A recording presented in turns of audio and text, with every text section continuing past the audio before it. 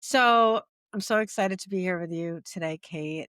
I'm really excited about this race. I'm really excited about the prospect of you taking on Mike Lawler. What exact moment did you realize that you couldn't sit on the sidelines anymore and that you had to take on Mike Lawler? Well, so first, Ari, thank you for having this conversation, right?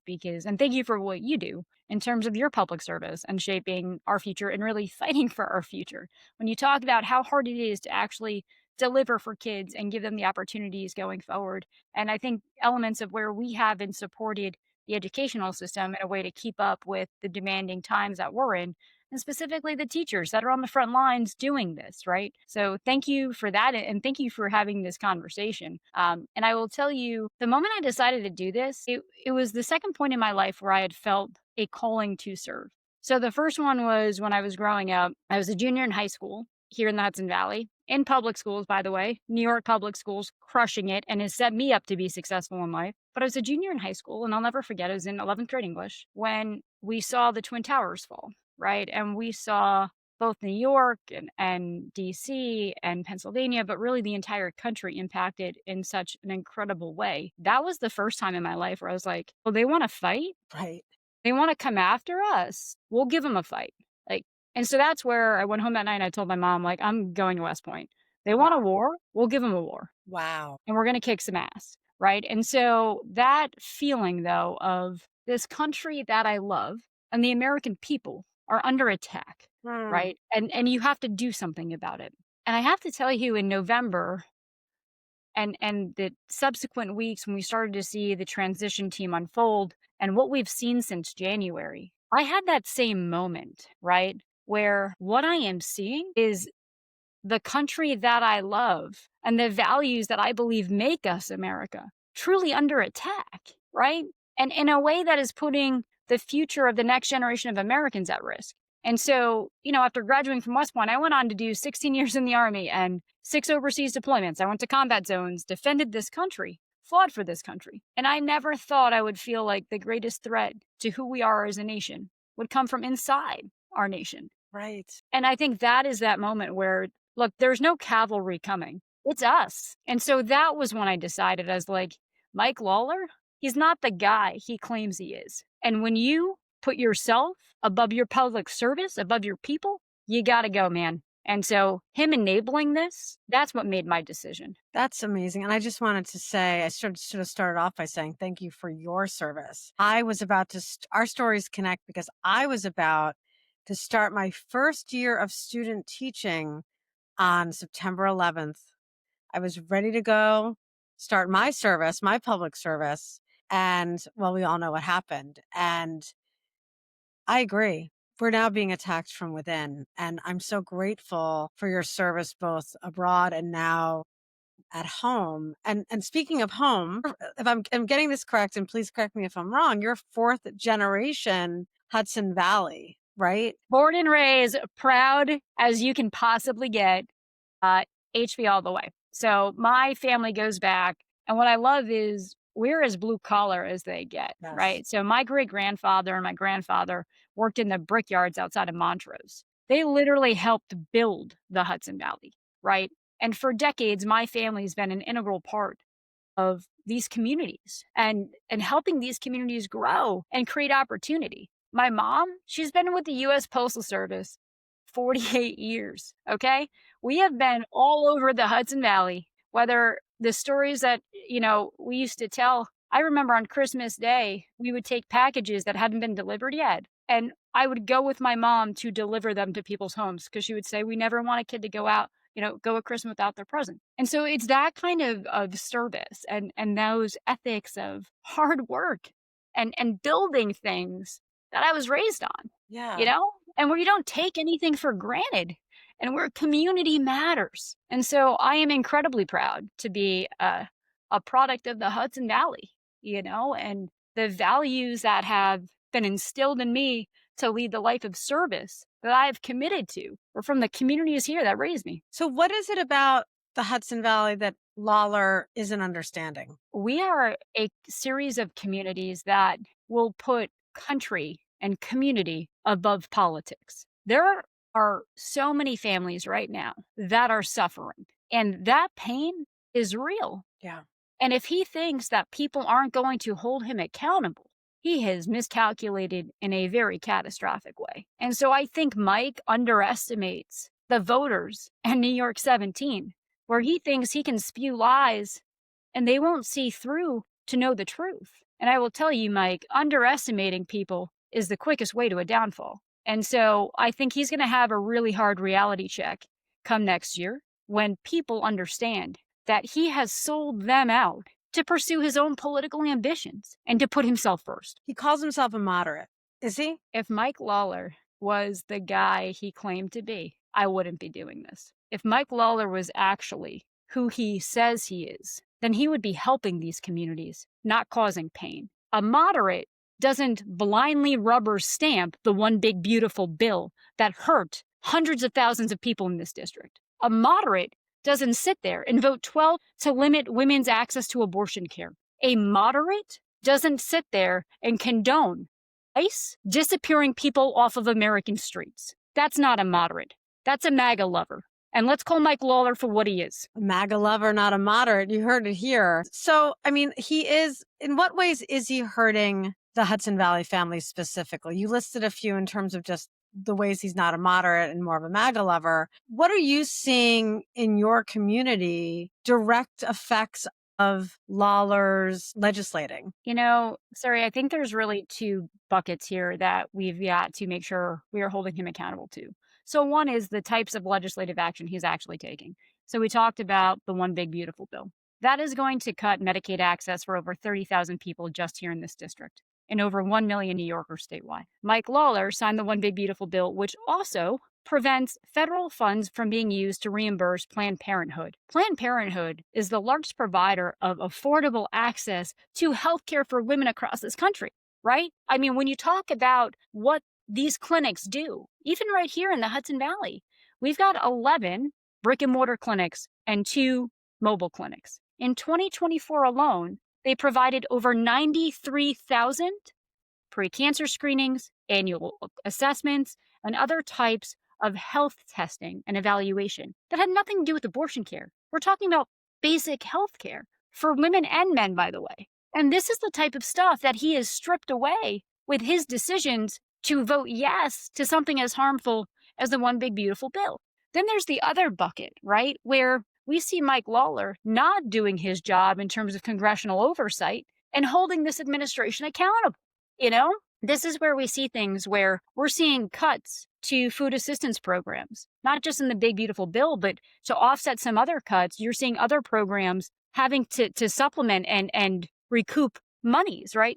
You're also seeing him do things like we just saw, again, ICE impacting our local communities in a way that absolutely is not aligned with the legal frameworks that we're supposed to be founded on, right? They're not going after criminals. They're tearing mothers away from their children in broad daylight. And Congress's job is to provide oversight of federal agencies and hold them accountable for their conduct, which Mike Lawler has not done. This stuff has happened on Mike's watch. That's the same thing with the tariffs. This administration has come out and just imposed reckless tariffs against our allies, against our closest economic partners. And I'm telling you, it's not the top 1% that's feeling that pain. It's working class families right here. The Canadian Chamber of Commerce a few months ago came out with a statement that said in 2027, the average cost of building new homes in the United States will go up $14,000 just because of the cost of tariffs. Wow.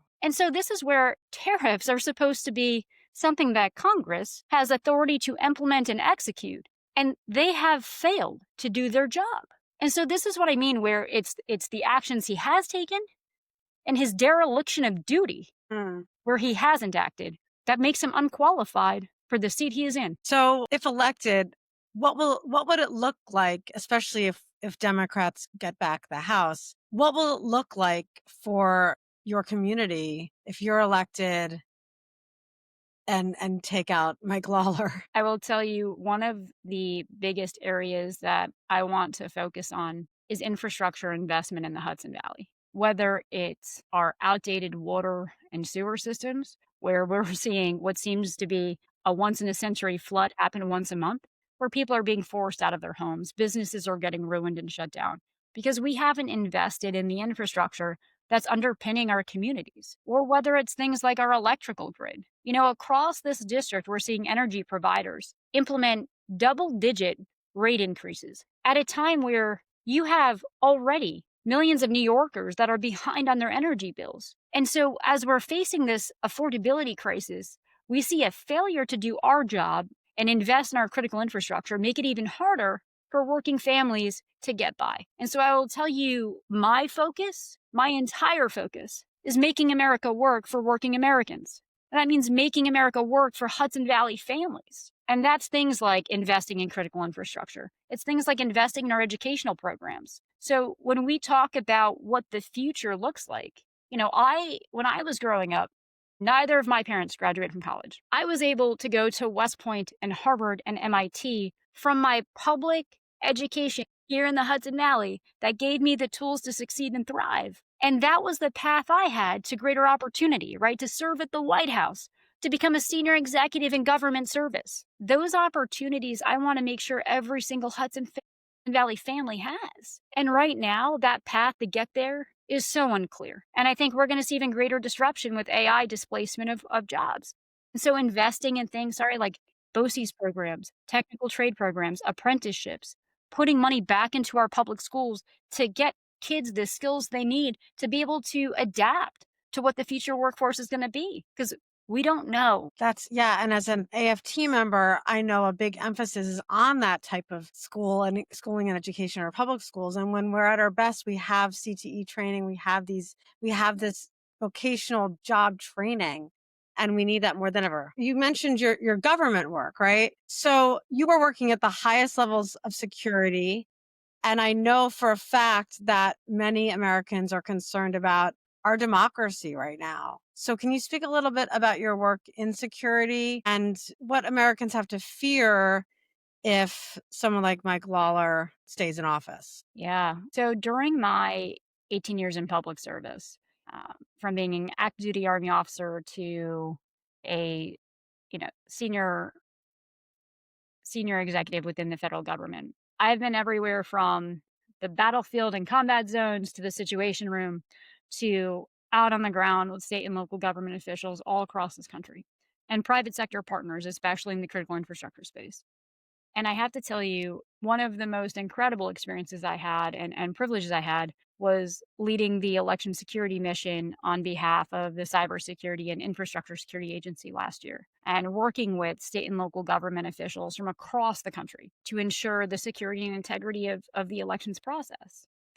And, my time as an Army officer, I used to have so many folks thank me for my service, right? And I have to tell you, again, the greatest privilege of my life was leading America's sons and daughters in combat, right? Like that, nothing will ever compare to that. And again, thank you for your service. I'm so grateful. I have to say, though, I am so grateful to the public servants, the elected officials, the election officials that are out there, that are these incredible public servants all across the country who are doing this tireless work to really ensure American democracy is administered, right? They bring this beautiful concept of democracy and make it real every year, and it is such a thankless job. And they have gotten so much negative attention and harassment since Donald Trump lied about the 2020 election results, that it has truly been one of the most un-American things I've ever seen, is people targeting public servants who are just doing their job. So I have to say, I have tremendous faith in the election officials across this country who believe in American democracy, and that all that matters is that the result reflects the will of the American people, right? And we'll do anything to ensure the security and integrity of that process. I think what we are seeing writ large, though, with this administration, and I think Signalgate is a perfect example of this, is the individuals that have been selected to lead critical institutions in this administration are unqualified. Many of them couldn't lead themselves out of a paper bag, right? And now they're leading departments and agencies. It is not what America deserves. Signalgate is a perfect example of where we should be showing the world America is this superpower, and instead we're showing them it's amateur hour. This is not America, right? And so I think this is my bigger concern, is We have very real challenges right now. And I want the American people to be successful. I want this country to be successful. And it is very hard to watch the absolute unpreparedness that we are seeing Mhm. and the unseriousness with which these officials in these key positions are executing their duties. This is a question I didn't write down, but I just thought of. There's actually two related to US military, National Guard. First one is I teach the history of America. I teach the kids that first it was called the Department of War. We had a Secretary of War. And then in the late 40s, we shifted over to Department of Defense, and then it became the Secretary of Defense. What are your thoughts on the recent news announcements out of the Trump administration about this name change? Is it insignificant or does it represent something that American citizens should be concerned about? Well, I think it just reinforces that these people are so unserious, right? Instead of focusing on the real threats that this country is being faced with, they're talking about spending millions upon millions of dollars for name changes. Why? Because they've nothing better to do. Like, this is the part where they are failing to uphold their responsibility to address America's pressing national security issues. And instead, they are distracting America with these things that don't matter. And when you look at the inconsistency and the hypocrisy of Trump's own pursuits in this, right? He was the one who's saying we need to not get involved in as many conflicts and pushing for American isolationism. And then you rename the Department of Defense the Department of War? Like, what are you even trying to say? And so it is hard for me to take that seriously. And I would rather him focus on what does it take to make America's fighting force the best in the world? And what tools do our service members need to make sure that they're delivering for the American people and ensuring the security of America, right? And instead, it's these games.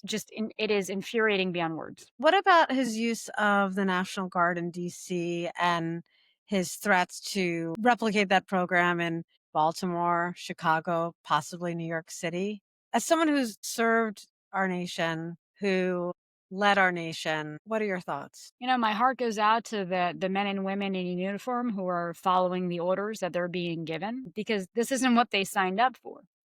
Raise your hand and you swear an oath to support and defend the Constitution. And you do it because you want to protect America. And and you want to make sure that you are keeping Americans safe. And I think what we continue to see is this administration, in truly unprecedented ways for our times, continue to weaponize the executive branch to impose costs on his political opponents. And that should be just fundamentally unacceptable. And it's un American, right? And this is where, again, I don't like those young men and women are just doing their jobs. They're following their orders. And unfortunately, I think, this is causing a degree of hesitancy in folks who may want to join this service at a Yeah, time where we're already failing to meet our recruiting marks. right. And so this is so counterproductive to America's national security interests that, again, it's like if these people were serious about American security and doing what is right for this country, they wouldn't be doing this. And so, I think we just need to recognize this is not who America is. This is a period of time where we are being tested. Mm. Our nation and who we are and our values are being challenged. And I think who we will be on the other side of this will be stronger and better. I still believe the best days for America are still ahead of us. That's why I'm doing this. But we have to stand up and fight. We have to deliver results for the American people and remind them what America really is. And that starts with us taking back the flag. Like these guys, they don't represent what I signed up for. And so this is where I do believe putting country first, that's a lifestyle, Mm. And we need to take that back because I think that is what we are so focused on is truly doing what's in the best interest of the American people. And this just shows that's not on their priority list. I love what you said about taking back the flag. It breaks my heart as an American history teacher, seeing people who we all deserve to be able to wave the flag, but this feeling now that it's their flag and not ours. And you're right, we need to bring this back. I'm inspired by what you said that our best days are yet to come. I want to end though with this. If you were, and you probably will be on the debate stage with Mike Lawler at some point, hopefully, what would you say to him right now if you were in the room with him? Step aside, Mike. You've spent your entire life playing politics. while I've been out there fighting and defending this country, hunting terrorists, solving actual problems for the American people. The American people, the people of the Hudson Valley, we deserve better. So just step aside. It's time for true leadership. And here's the deal. I know you've beat politicians. You've never faced a patriot like me, who's always put country first and will always do what is in the best interest of the people I serve. And I will never forget that that job is about serving others, not yourself. Oh my God, that's amazing. I love that. I hope you can say that to his face sometime very soon. I look forward to every opportunity. Thank you so much for your time. This is amazing. I'm so excited to follow your race and see you on that stage with him and taking him out. And I'm so grateful for your service to our nation and your future service to our nation, representing your community. Well, here is fighting for the country we love, right? And making sure that our best days are still ahead of us. And this is why I keep saying, like, there's no cavalry. It's us. You know who's Yeah. going to fix it? Us. Us. So we got a lot of work to do.